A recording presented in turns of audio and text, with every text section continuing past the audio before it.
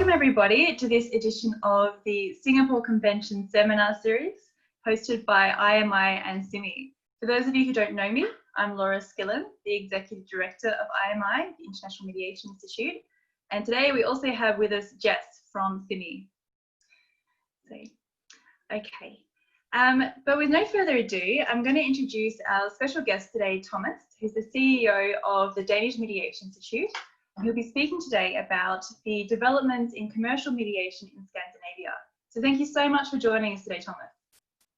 Thank you very much. Thank you, Laura. I'll just a second. I'll just need to find my presentation. Thank you very much for letting me participate in this seminar series. I've made a presentation of approximately half an hour on the Scandinavian perspective.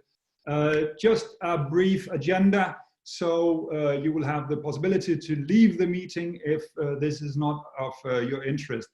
Start out by a short introduction of myself and the Mediation Institution. Then I'll speak a bit about regulation providers and recent initiatives in Sweden, Norway and Denmark. And finally, I'll comment on the Singapore Mediation Convention in Scandinavia and the meaning of the convention. Well, a bit about myself. As Laura said, I'm the CEO of the Danish Mediation Institute. I'm also a lawyer specialized in mediation and constructive dispute resolution, a court mediator appointed to the Eastern High Court District of Denmark, and I'm also the former chairman of the Danish Mediator Lawyers. I was appointed CEO of the Institute back in 2018, so approximately 2.5 years now, or exactly 2.5 years by now. But the Institute was there way before I started. It was founded back in 2006 by the Danish Bar and Law Society. It's supported by the Association of Danish Law Firms and funded by the Mediator Lawyers in Denmark, MI Partners, Dreyers Foundation, etc., etc. What do we do in the Mediation Institute? Well, basically we do three things. We advise on mediation, participate in things like this, promote and implement mediation solution, and we appoint mediators. That's basically it. That's what we do in the Mediation Institute. I was asked to talk about what's happening in Scandinavia, and well, since I'm a Dane and since it's a Danish Mediation Institute, I reached out to my esteemed colleagues in Norway and Sweden. In Norway, I have asked Gert Nilsson Elgerimner, my good friend and colleague, to give me an update on what's happening in Sweden. I hope he's out there. He promised to be, at least. If you got any further questions concerning Sweden, Gert will be able to either answer your questions concerning Sweden via the chat function, or hopefully, I just arranged with Laura, will participate in a threesome with me and Morten from Norway after my presentation. So everybody could get answers to their question if they concern either Sweden and Norway. As for Norway, I reached out to Morten Tveten. He's the head of the Norwegian Mediation Initiative called Mekling.dk. No, Mekling.no. I'll get back to that in a second or so. Start out with Sweden. The regulation on mediation in Sweden is basically the Swedish Civil Code, Rättegångsbalken. I don't know if I pronounced that correctly. That's dated back to 1948, and it concerns court-initiated mediation. As stated, Israeli use. Back in 2011, the implementation of the EU Mediation Directive, they implemented the directive and passed a law on mediation, which does not apply to court-initiated mediation, arbitrating proceedings or proceedings before a public authority. So this is non-judicial mediation, and again, this is rarely used. As for the providers in Sweden, well, they have in commercial mediation 3 chambers of commerce, one in Stockholm, one in Gothenburg, and one in Malmö. These are arbitration institutes that primarily provides arbitration, but also mediation as well. And as with the law or the regulation, mediations is not that common in Sweden. Where you find mediation in Sweden is the ad hoc mediation. That will typically be lawyers mediating disputes, that's it. So what do we find? What do we see of initiatives in Sweden? Well, not much, as we could see from before, but we have quite a new initiative, and that's dated back to, I think it was May 2020, so a couple of months ago, where an association or network of mediator lawyers providing mediation in commercial disputes are collaborating, calling themselves Swedish mediators, and basically we are hoping to collaborate on mediation in the Öresund region. For those of you who don't know the geography of Scandinavia, Denmark and Sweden are only separated by a small sound called Öresund and connected with a bridge. So it's pretty easy to get from Denmark to Sweden, and we have quite a big business hub in the Copenhagen and Malmö area. On top of that, we have Copenhagen Airport, which is, I think, one of the biggest airports in northern or on the Nordic countries. So it's pretty easy to call this, or it would not be wrong to call this a business hub. Why there's good grounds to focus on collaborating between mediators in Denmark and mediators in Sweden. We also try to focus on cross-border mediation between Danish and Danish and Swedish companies. So much for Sweden. As I said, we'll get back. I hope Gert will join in later to answer any questions on Sweden. As for Norway, we find the regulation in the Norwegian Civil Code. They have both a chapter on judicial mediation, rettsmekling, and a chapter on non-judicial mediation. As for the judicial mediation, this goes back to 2008, I think, and it's quite often used. The court mediators are primarily judges, or maybe even only judges. And I think the lawyers are trying to get into this area, but the judges seem to have difficulties letting go of this area of expertise. They find it maybe too satisfying to mediate disputes.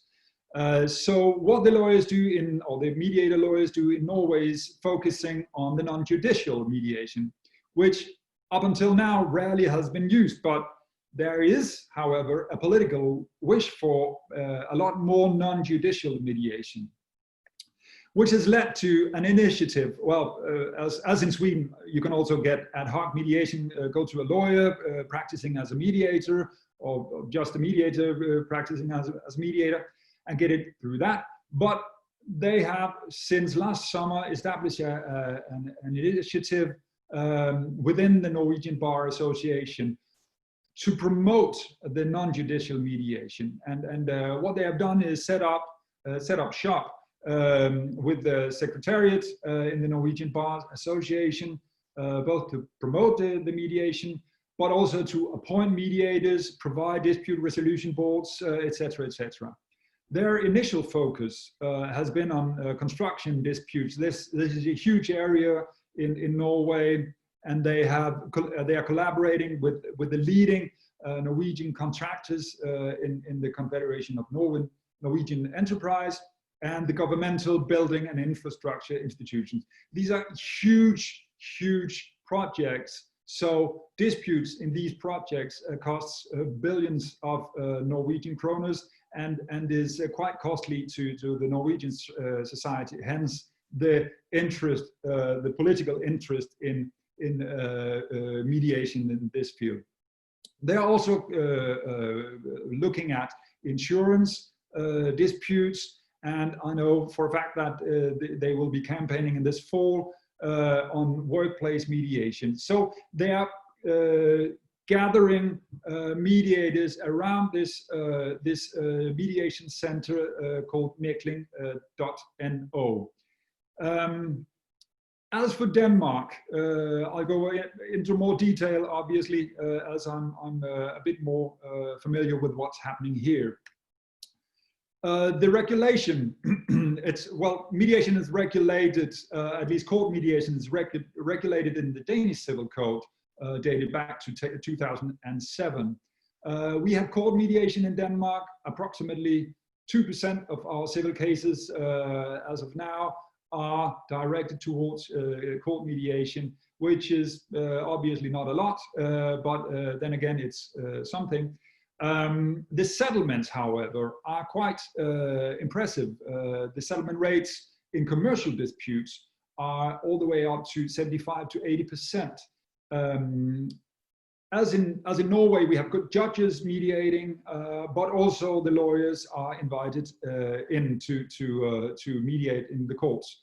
And this is based on the fact that the only reason we have court mediation in Denmark is because back in 2004, a bunch of lawyers in Denmark who were mediators as well made a trial out to convince the law system that, well, mediation works, and they for free they had a trial period which ended up in implementing court mediation back in 2007. Non-judicial mediation so far is only based on contract law. We do not have a mediation law. There are specific reasons for that, I think, but what we do find is that in the construction disputes, as in Norway, we see a lot of disputes in construction. So what they have done, the parties in the construction industry have implemented mediation in their general conditions for building and construction works. What I would call semi-mandatory mediation. Normally, mediation is on a voluntary basis, but what they have done is introducing a regulation where it's semi-mandatory, meaning that if just one party requests mediation in a construction dispute, mediation is on.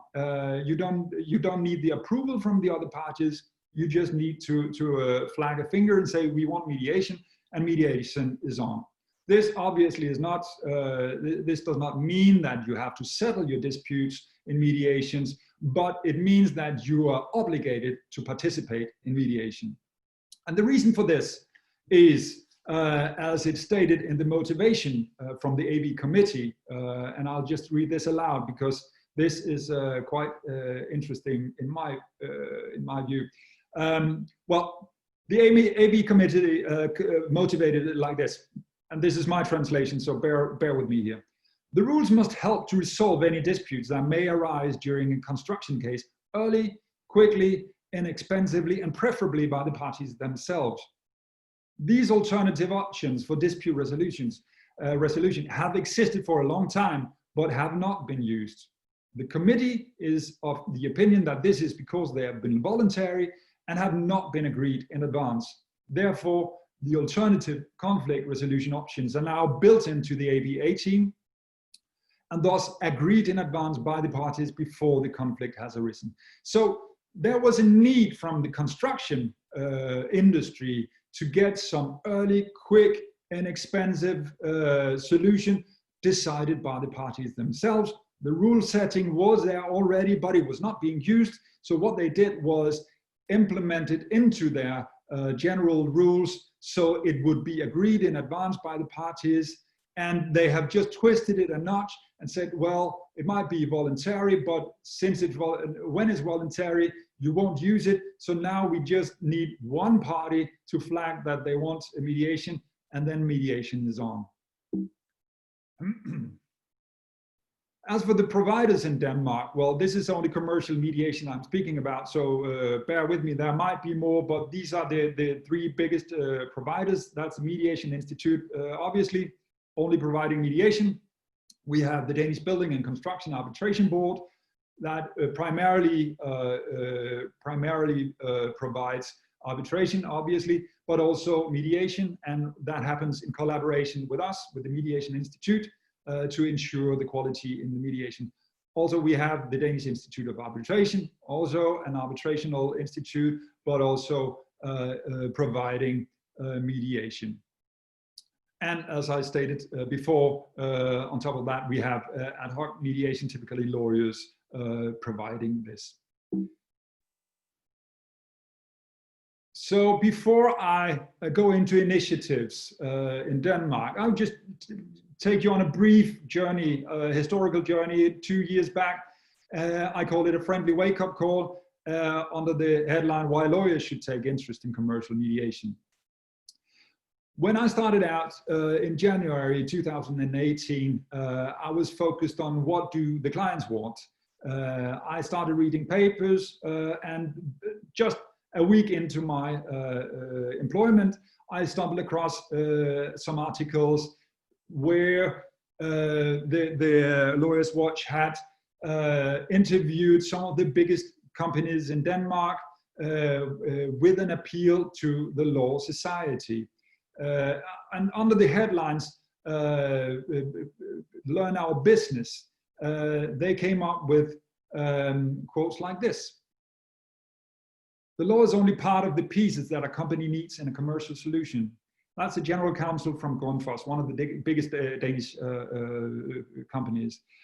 Novo Nordisk, we want a solution that satisfies both us and our suppliers. It may not be the best legal solution, but it ensures a good relationship between us and our suppliers. And from Pandora, the big jewelry Danish firm, in the effort to deliver the best legal result, the value-adding element is often overseen. However, that's what's required to create the best overall commercial result for the customer.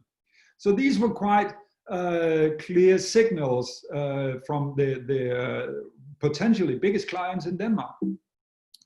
A few days later, there were some new articles. And this was from the legal director of ISS, also one of the biggest companies in Denmark.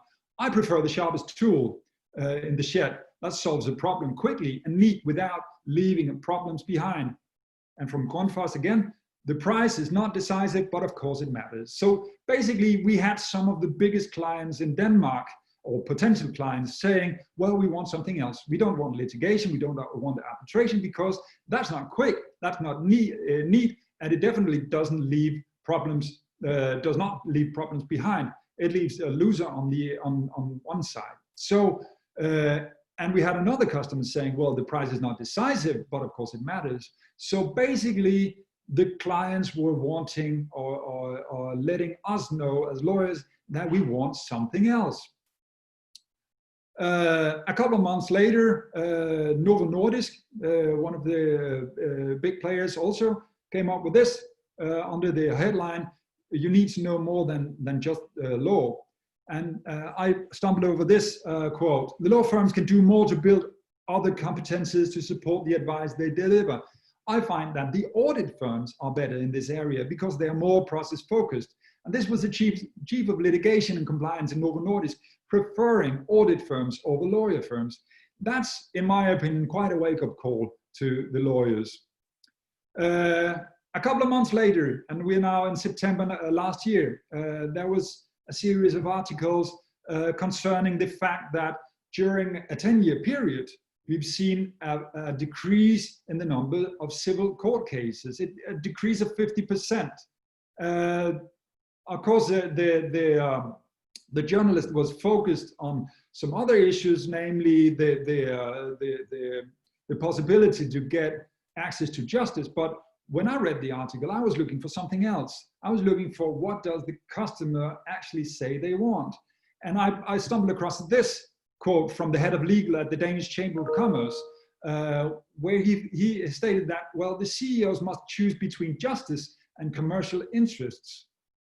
And most choose the commercial settlement to avoid a lawsuit and avoid a lawsuit. So this was also, in my opinion, quite a wake-up call to the lawyers. Well, basically, the Chamber of Commerce are saying, well, the CEOs of the big companies in Denmark, they do not choose the lawsuit, they choose the commercial settlement. So we need to focus on another way.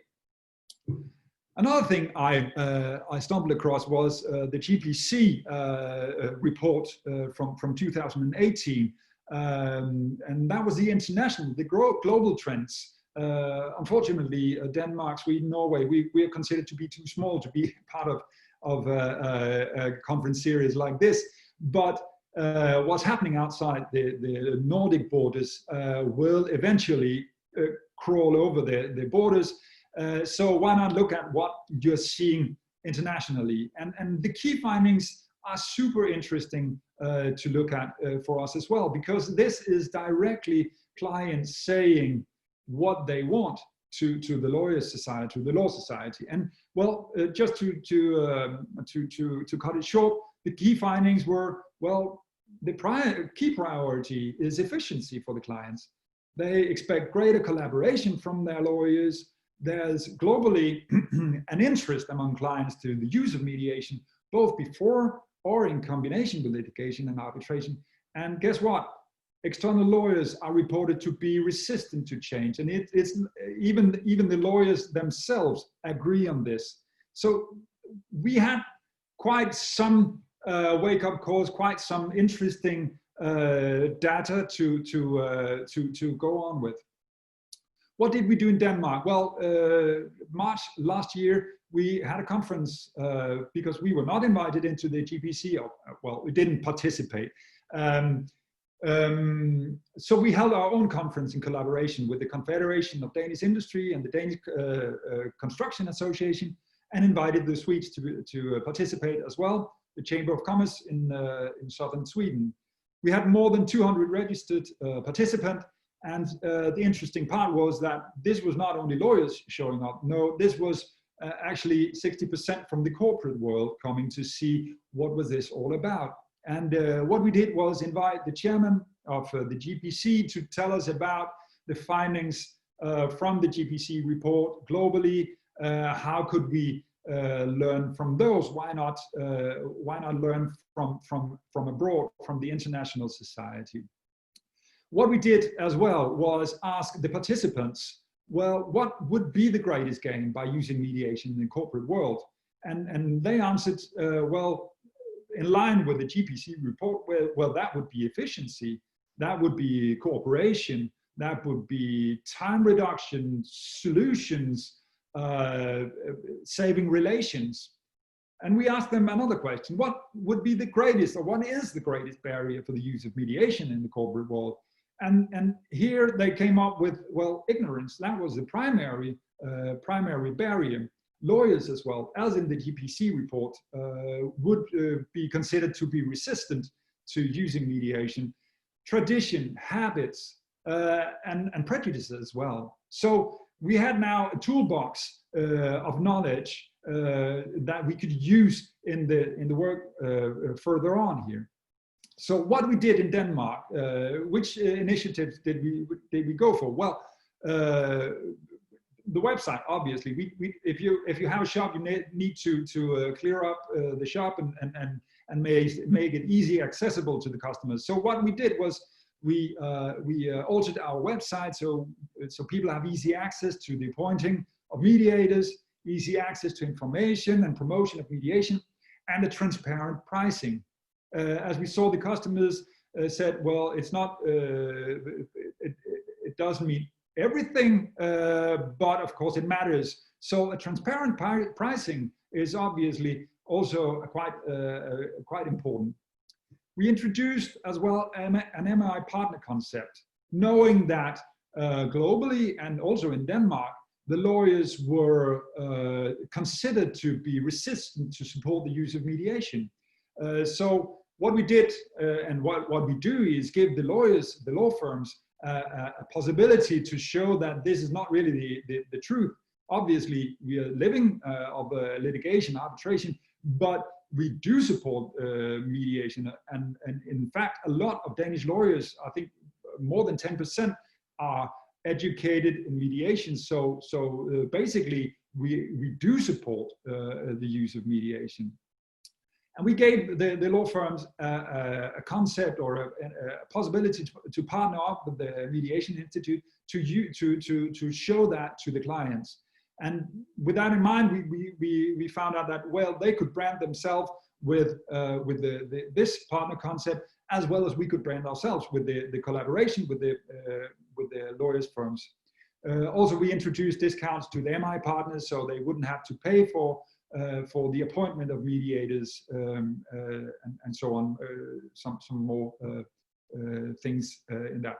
What we did was we used a top-down strategy, and we still do, starting with the biggest law firms, hoping this would kind of spread itself like rings in the waters. And as we speak, I think we have 25–30% of the biggest 20 biggest law firms in Denmark partnering up with the Mediation Institute. So, and we are hoping to get more partners as we go along.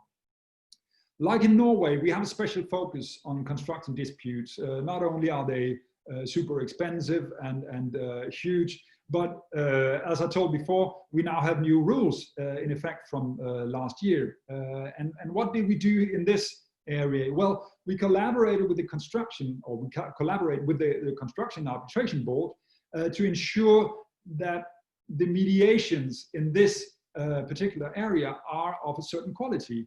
And we also joined forces in the promotion of mediation in the construction area. On the more practical side, we've done film campaigns on social media, giving information, interviewing mediators, and directly targeted campaigns towards, for instance, construction disputes, etc. We also took notice of the prejudice, as we saw at the Rethinking Dispute conference. There's a lot of prejudice among lawyers, among clients. What is mediation? So we needed to focus or get a focus on what is this actually. So we wrote a book last year called The Maze of the Solution, Lawyers' Experience with Mediation. And along with the book, released, I think that was 6 or 7 podcasts with the interview material from the book. And it was quite a success. I think the first edition is sold out. The second edition is on its way, and it's released as an ebook as well. So that was quite a success and quite fun to be part of as well. Also, we have released a lot of articles, instruction on mediation, etc. Another initiative was to get data on the settlement rate. We, as mediators, we always pride ourselves that we have settlement rates of 2/3 or 75% or whatever, but we didn't in Denmark have the data to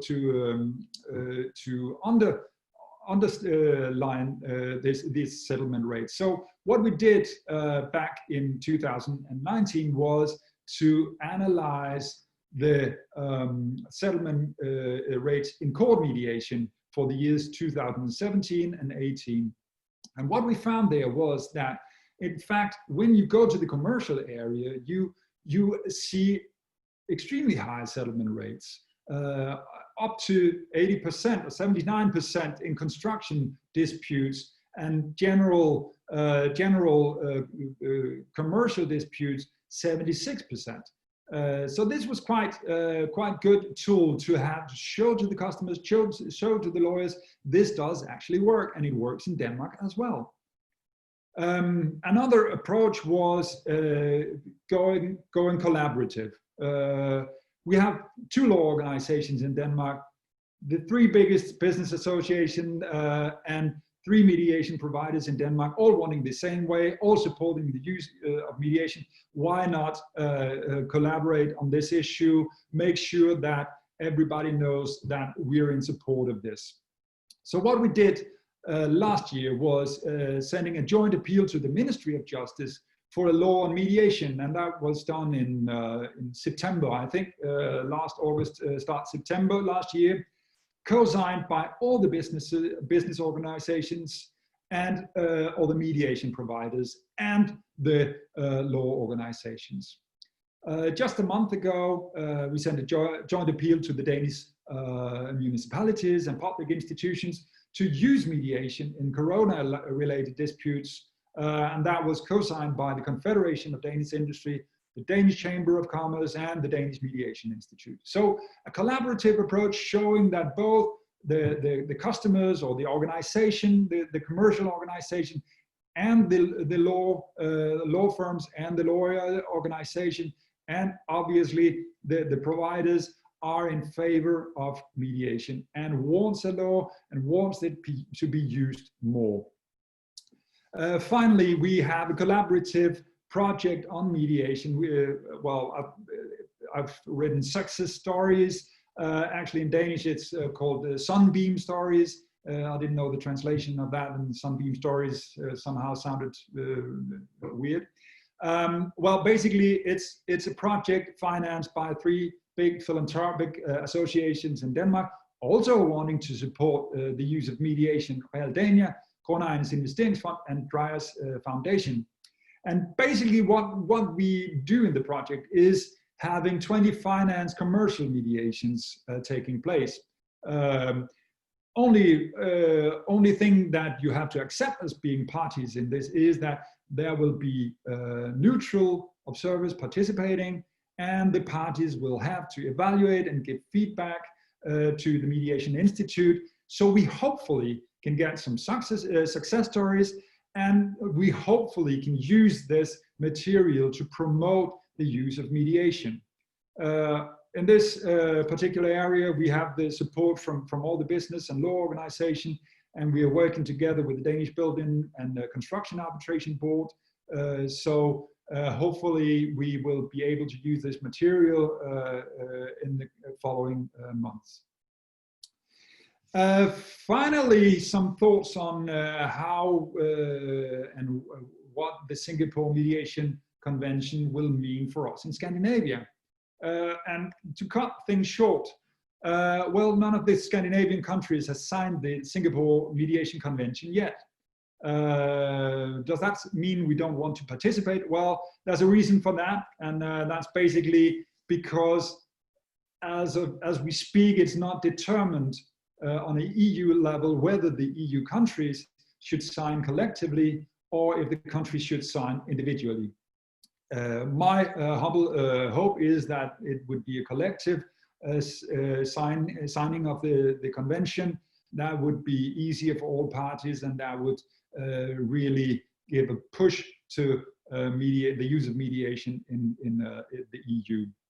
But not only do they have to consider in the EU whether we have to sign collectively or individually, they also have to find out the boundaries between the convention and the EU directive from 2008. We have this directive on certain aspects of mediation in civil and commercial matters, and there might be some boundaries that we have to find a solution to. Hopefully that would be resolved within the next year or so, but to be honest, I really don't know. I've written Norway and Denmark, question mark, question mark, question mark. And that's because, well, for one thing, Norway is not part of the EU. So basically, and well, we can maybe ask Morten later, but basically I find that there would be no problem in Norway just to sign the convention. But I guess Norway is waiting to see how the other EU countries will act. Correct me if I'm wrong, Morten, in a minute or so.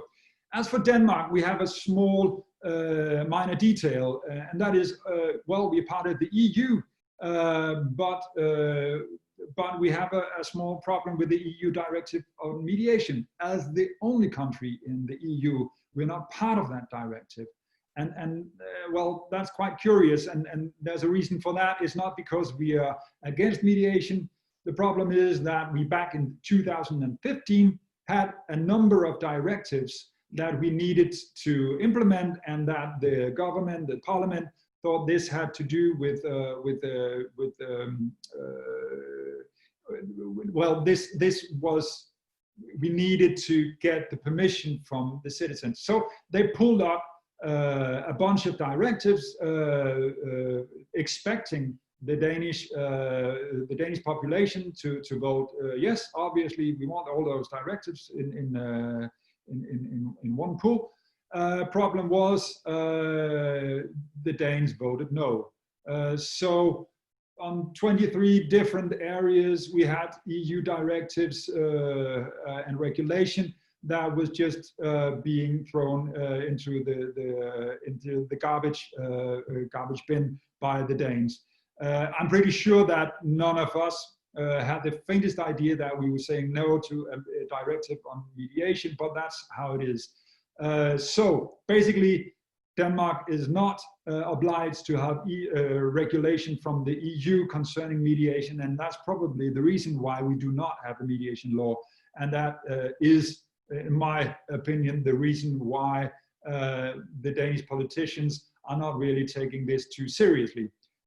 So at the moment, we are spending our time with the organizations to wake up the politicians, making sure that they find out that mediation is not just something nice to have, it's something need to have. Everywhere around the world, we're seeing regulation in this area. We're seeing convention now in Singapore, well, it might be a good idea to take this seriously in Denmark as well. That was it for my presentation, and hopefully there will be a lot of questions. But in the instance that we have no questions, I've made a question myself that, of course, I would like to answer if I may, Laura. Of course. So, Thomas, what effect will the Singapore Mediation Convention have on mediation in Scandinavia, since you're not part of the convention yet? Thank you for that question. That's an interesting point. I think it will have quite an effect because this has to do with looking at history. We have the Singapore Mediation Convention now, but if we look 50, 60, 70 years back, we had the same issue with arbitration back in the 50s. I think it was, what, 56 or so, we had the New York Convention on arbitration. What happened at that time? Well, that was a wish from from political side, from the organization, the business organization, etc. We want something else than litigation. We want arbitration. This seems to be a much nicer way to settle disputes. We have that same today in the business world, in the commercial area. People are saying we want something else. We don't want litigation. We don't want arbitration. It's much too costly. It takes way too long time. We want something else. We got mediation here. But what we do not have the legal framework. So what did we do back in the 50s when we wanted arbitration? Well, we made a UN convention, and that's exactly what's happening now. This is the endorsement from a large corporate view of mediation, and I think that would be definitely something that would make mediation fly also in Scandinavia, and I'm looking very much forward to us signing the treaty, hopefully on an EU level. Thank you. Perfect. Well, thank you so much for that presentation, Thomas. I think it was very thorough and very interesting. It gave a lot of people a good insight into actually what's happening with mediation in Scandinavia. So thank you. You're welcome. Now I've just had Morten and Gert added as panelists, so they'll be able to speak as well. But I do also have some questions here. And if anyone does have a question, pop it into the Q&A section, and that way we'll be able to get through them. So the first question then is from Rangaraju Balasamy, who says that, I understand that Denmark did not participate in cross-border mediation amongst the EU countries initiated under the 2008 directive. What is the reason for the non-participation? Well, I think I just answered that a few minutes ago. The reason is we left it out up to the Danes to vote on this area, and the Danes did not know. We pooled 23 directives into one pool, asked the Danes to say yes or no, expecting them all to say yes. Problem was they said no. So that's the reason. Hopefully with the, I believe the directive is currently being revised. So hopefully with that, we'll see a bit of a change. Fingers crossed. It would be great for us, I'm sure. Yeah. Super. So, and apologies to everyone if I mispronounce your names. I know it's a shortfall of mine, but I've got a question here from Raw Vega, possibly, who says that I'm a Norwegian mediator and I was present in Singapore when the convention was signed. When I later spoke with Norwegian politicians on this issue, none of them were aware of the convention. So I suppose a question then would be, I mean, how can we actually raise awareness with politicians of the need for the convention in the Scandinavian states? Perhaps Morten's from Norway, right? Should I try to answer? Go for it. We'd love Dare to to answer it. Well, thank you for having this initiative. I think it was really great. It's the first time we are joining like this, but as you said, Ruar, who is posing the question, he has been in Singapore and he also followed the negotiations and the signing of the convention there. I think it's inevitable that we will have the convention here in the end, but I think that, well, in the Norwegian tradition, it means that we will just follow suit of what the European Union will do. But I don't think there will be any really resistance here to that. I mean, it comes quite natural to follow those obligations. And there is no really political discussion about it. But as Ruar says, it is unknown, I think, to most people here. And we have a big job here to do the information work for both politicians, but also the rest of society and the enterprises, etc. So that's what we are doing now. We just started up 10 months ago with this Mediation Institute here. Talked a lot to Thomas, and I think could be a superb initiative really to cooperate even closer, because the legal systems are so close here.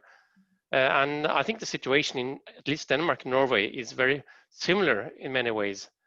A little different in Sweden, I think, but we do have the same challenges, especially in the contractual and enterprises and construction business there. Actually, I have my own follow-up question, because of course Norway is not a part of the EU, and then Denmark does have that opt-out. I mean, we've seen some of the accession states signing on, for example, Serbia. I mean, do you think that it would ever be the case that Norway and Denmark, for example, would sign the convention without the EU first having done so? That could happen here. I mean, we can sign whatever we like, but I think it will be natural that we will just follow suit with the EU. We have all obligations, you know, and no right really to influence. That's the problem if I'm speaking from a pro-EU point of view, of course. But there has the situation about our membership here is dead, so to say. The discussion, no one wants to take that on again. After 3 referendums, I think we have to wait. But it means, after all, we are integrated very much in the system anyway, and we are paying a lot of money to the European as well. So it will be natural that, especially within these kind of things, it will be an integration. Mm-hmm. And well, the same goes for Denmark. I think I do not see Denmark signing this individually without it being totally examined by the EU whether we should sign collectively or individually. Unfortunately, Denmark is not the front runner in this field, though in my opinion we should be. The Norwegian countries as a whole ought to be front runners in the mediation field, but it doesn't really have the same support politically. It's more well, I think, as I heard from Norway, there's quite a big political wish, and I'm glad to hear that.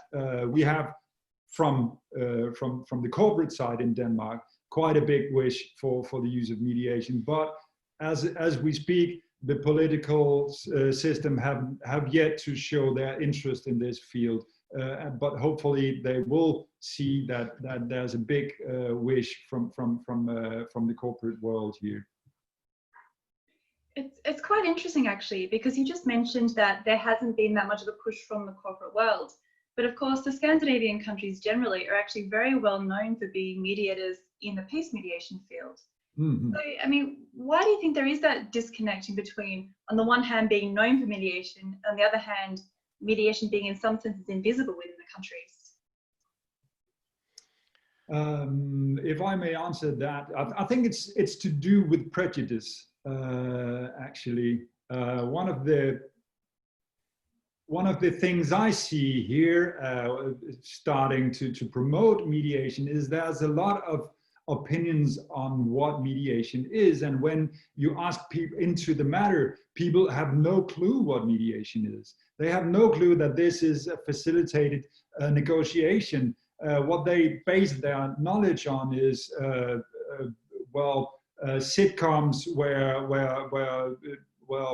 sorry to say, but sleazy divorce cases and neighbor conflicts, and that's what they see mediation is. Nobody has seen into the commercial mediation where you're talking billions of euros and crowns and etc. Because, well, nobody really tells about it. Nobody wants us to know about that because this is confidential. So obviously nobody really knows this field. Those who knows the field, they say, well, all in. That's what we want. We want negotiated agreements. And sometimes negotiations can be so harsh that we can't speak ourselves. We need a facilitator, we need a mediator to help us continue the constructive negotiation. But that's not the general idea on mediation. What we see on television is something else.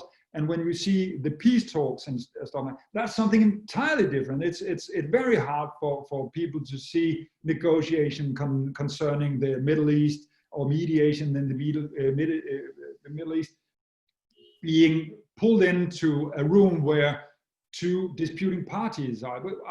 What is that the same? Yeah, it is. It's actually a mediator trying to get the two of you or the three of you to find a common path here, and that's exactly what's happening out in the peace talks, etc.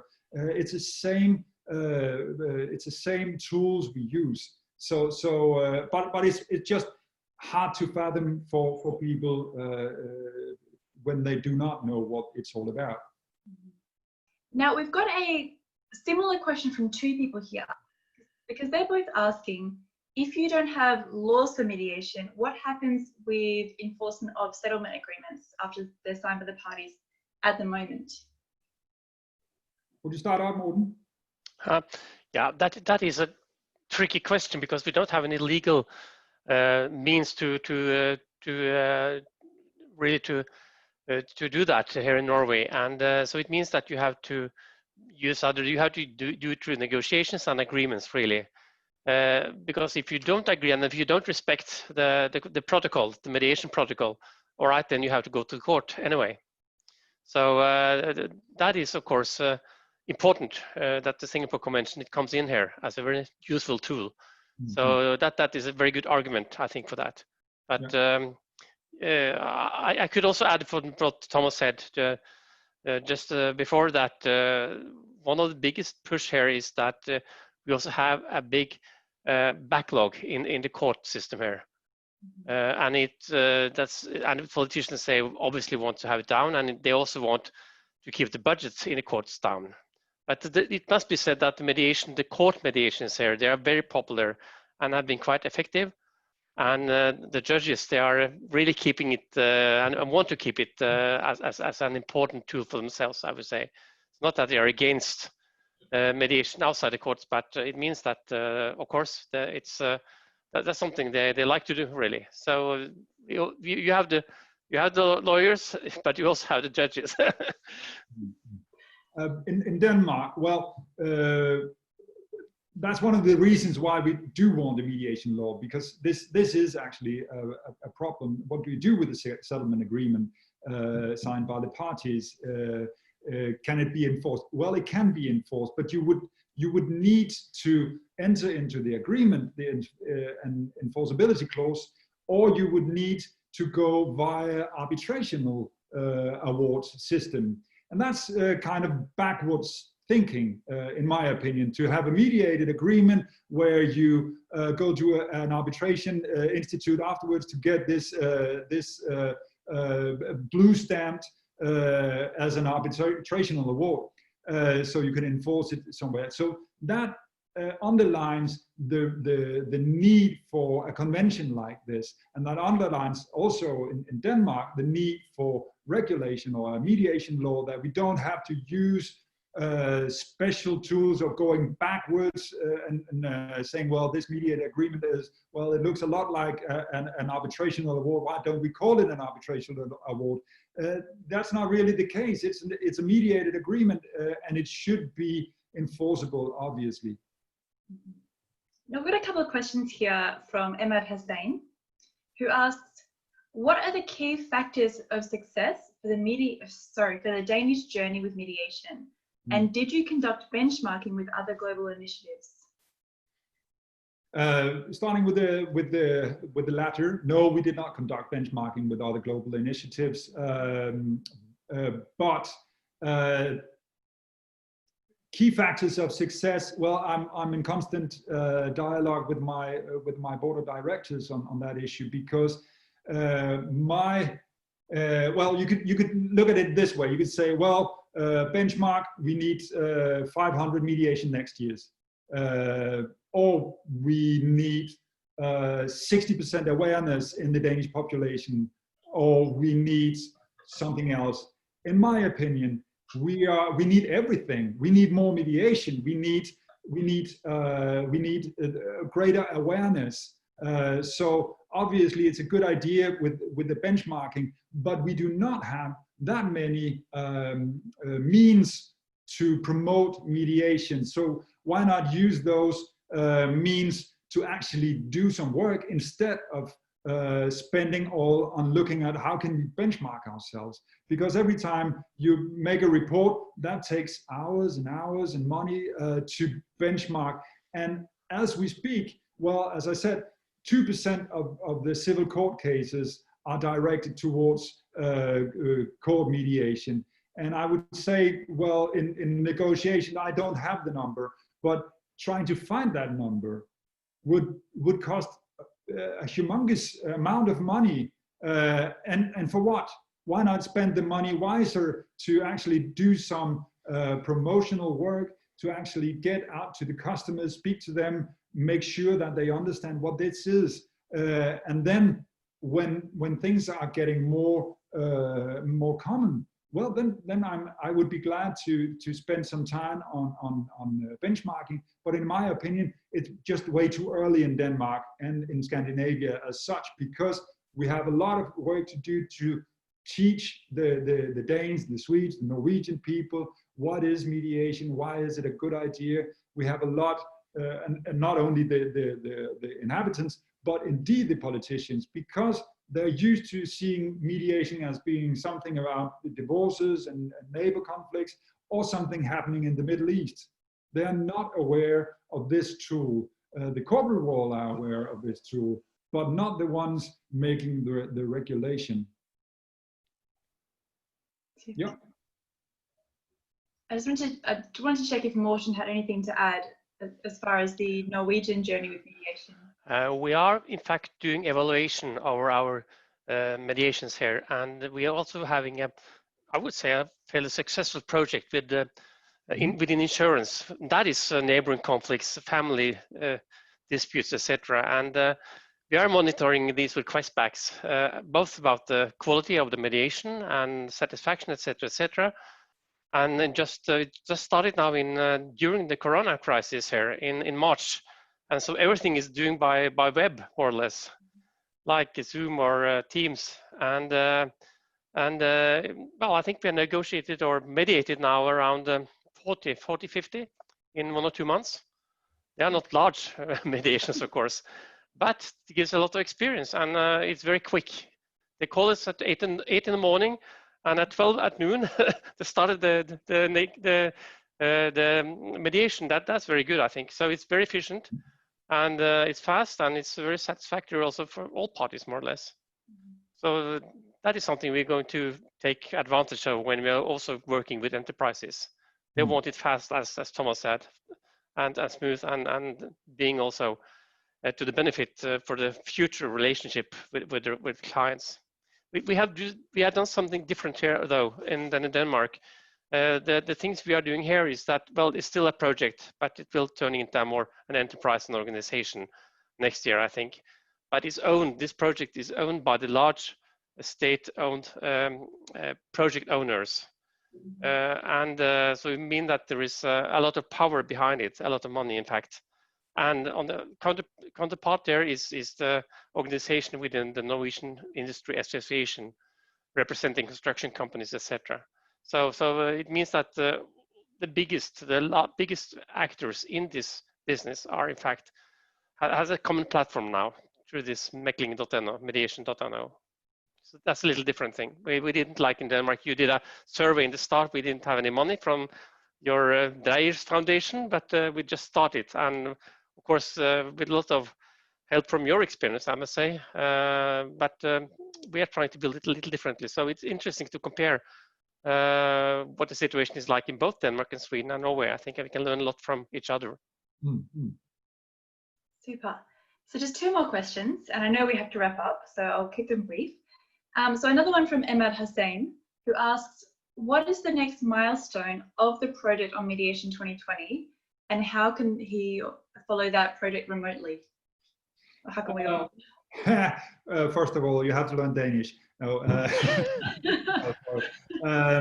no, the next milestone. Well, this is a learning process. Actually, the project is, as I said, quite basically 20 mediations, and what we do is we evaluate from each mediation, and if we are allowed, we use these stories as we go along. Hopefully, when we finish the project, we have 20 mediations and hopefully 80% success, and we will wrap that up nice and neatly in a report that we can all get some good knowledge from. But what we do along the way is we use these stories, of course, if we're allowed by the parties, but we use them to tell the stories. If we have any journalists wanting to write about mediation, well, the first question is, oh, do you have a case? Do you have a case that we can use? And normally you say, well, I have loads of cases, but sorry to say they're confidential. I cannot, well, I can ask them, but it's a bit sticky here. This project opens the possibility to ask that question. You have to ask that question in advance. And if they are positive, you know that when you evaluate, if they are positive towards mediation, it's not that difficult to pick up the phone and call the person who filled out that evaluation and ask them, would you mind participating in an interview? Well, hell no, this was a good experience, so go ahead, just give my number. I've done that already a lot of time. Hi, Geert. Finally through. So we are using this project as we go along, and hopefully we will, in the end, wrap it up nicely with a report where we can use these evaluations, we can use the observations to something good. But as we go along, we use the stories, and that's why it's called success stories as well. I love it. It sounds like a great project for sure. And so one very final question then, I'm going to ask each of you, and I will start with Gert, so he gets to say something on this session. Yes. So 10 years from now, what do you hope the mediation landscape looks like in your countries? So if you have a magical wand, what will it look like in 10 years from now? So Gert, we'll start with you. So I'm talking about Sweden then, and my hope is that, and my belief is that we will have a lot of mediations in every legal and field around the country, and that is quite simple to raise that level right now, because it's on a very low level also. And I also hope and believe that there will be a lot of international mediations, cross-border mediations, like the one that Thomas was mentioning, the project we have in this region between Sweden and Denmark, that we are going to launch a system where you can have 2 mediators, one from each country, mediating cross-border or cross-cultural disputes. That is what I hope for and believe in. Super, thank you. Morten, how about Norway? Well, I think the situation would be quite similar in many ways. And I think the aspect you said, Gert, about an international mediator, that's interesting, maybe especially in the Nordic context, because the countries are quite similar. So it's easier to get it adopted there. And I also think that we need to have contract now where it's mandatory to start with, well, first you do the negotiations, and if you don't succeed there, then you have to go to mediation before going to the courts. So it's more having this introduced as a natural part and institutionalized, so that it's some place to go, like mediation institutes. So that is important to have it kind of build a system. We do have a system here with the first hire actually in the legal system here is with people without any legal competence. So we can take over that, I think, in the end for some of the cases. Great. And lastly then, Thomas, what do you hope for Denmark? Well, basically, I've got 3 wishes, if you can grant me 3 wishes here. Thank you. Well, first of all, the awareness level. We need to heighten that. We made a report analysis back in 2016, where we found out that approximately 15% of the Danes privately knew what mediation was. A lot of people, meditation, or what did you say? Mediation, what's that? 15% among common folks. In the business world, it was 30%, but still that's way too low. So my hope would be in 10 years, we have an awareness level that's much higher. Everybody knows what mediation is. That was the first wish. The second wish is within the court system, like for instance in Italy, like for instance in Ireland, that you have an obligation to conduct some kind of mediation, or maybe even just making the parties aware of the possibility of having court mediation. That would be my second wish, that within the system, you're not just suing people and then off to court. You're suing people and then you're either obligated to go into mediation or obligated to know that there's something called mediation, so that you would make a decision on another foundation. You actually know that this is a possibility. That was my second wish.